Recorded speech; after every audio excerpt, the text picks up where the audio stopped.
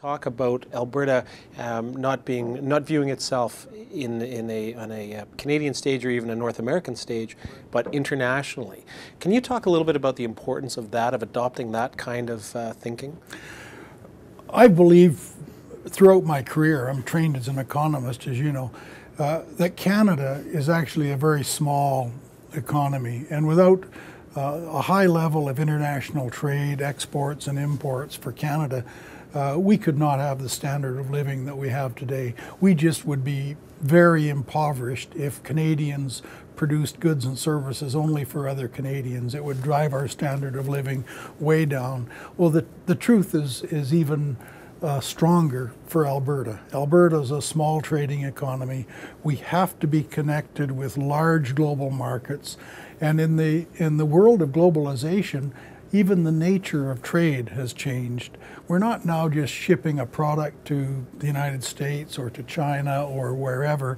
We're now part of a global grid or network of value creation, where something is produced in the United States, something may come from Alberta, something may come from China, and we're putting together products and services that have global value and sell in a global marketplace. And that being true, and with the emergence of China and Brazil and India and Russia and all of these developing economies that are really driving the global economy of tomorrow, indeed of today, Alberta has to become much more international in its approach and its outlook. And what I like to say is that 20 years from now, 30 years from now, Albertans, we want them to continue to be rooted here in Alberta, to call Alberta home, to be the kinds of people that Albertans are today. But Albertans have got to be leaders and influencers and shapers and participants in the global economy in a much more international way than we are today, or we simply will not be successful.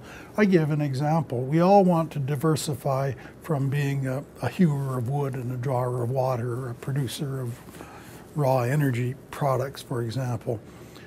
But if we're to be an innovative economy, a high-tech economy, we can create innovations and do research and come up with inventions, but if we cannot commercialize them and produce them here, then we are essentially going to produce innovations that other countries will simply come and buy and take away.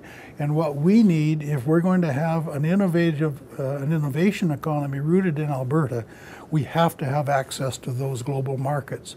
We need access to global markets of $1 billion in order to have a product that's invented here, developed here, commercialized here. It's got to be saleable into very big international markets. And the other side of the innovation puzzle is we have to recognize that even if you look at Canada as a whole, probably less than 2 or 3% of the innovations and the patents in the world today are Canadian. And therefore, we have to, as Albertans, recognize that not only do we have to be innovative and come up with technologies here, we have to have access to the global technologies, that other 98 or 99%.